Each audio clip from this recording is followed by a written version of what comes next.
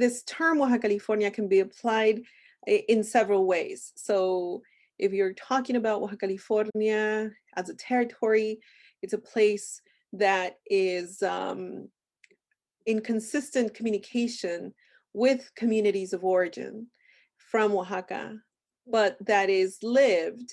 It's like a lived experience. It's a way of life for those of us who are living in diaspora. So people who, like me, come from a community of origin, but have now settled, and our home is now in California.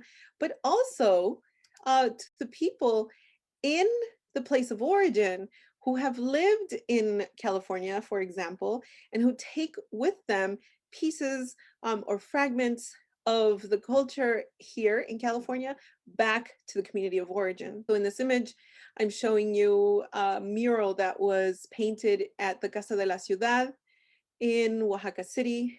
And I talk about the process of working with my community as part of the work that I did for an exhibit called Visualizing Language Oaxaca in LA. And about how indigeneity is lived by members of this community.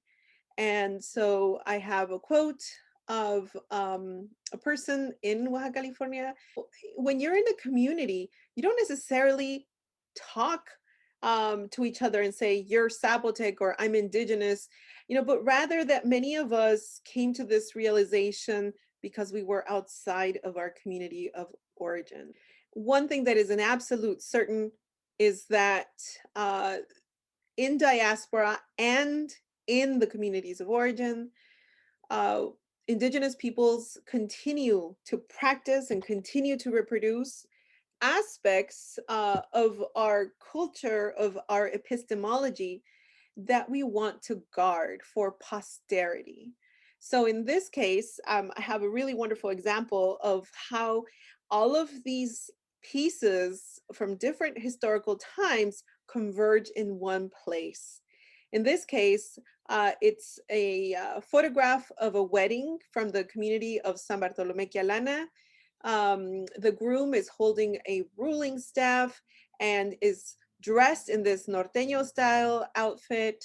The people behind him are people who have probably lived in California at some point. You can tell by their fashion choices, including the fact that some of the gentlemen in the community are wearing Nike shoes rather than the traditional, like huaraches, for example, that people in the community wear. And that the ladies are wearing the regalia of the community, of the Zapotec community of San Bartolomé Quialana. And on the other hand, you have an image, a piece from Codex Nuttall, which tells the story of the marriage of Lady Three Wind and how she's being carried on the backs of this religious specialist and being followed by someone who is carrying this staff. Wherever the Oaxacalifornia community is, you can see now public aspects of our indigenous society and our indigenous culture and our indigenous epistemology. And so we can see that, because now we have more public celebrations of things that used to be private. And so now through these new artistic practices, communities are having the opportunity to tell our own stories. And so in these two series of tweets, you have one tweet from a person in the community of Santana del Valle, tweeting about his experience working with his grandfather in the community. So he used to live in California, but is now in Oaxaca, working with his grandfather, tweeting in English from the community of origin. And then the other one, you have another tweet from Angel, who I talked about earlier, and who is tweeting from the inside, taking an image of his mother and his aunt preparing food for a feast. And we know, even if we don't speak Zapotec, because he's using emojis.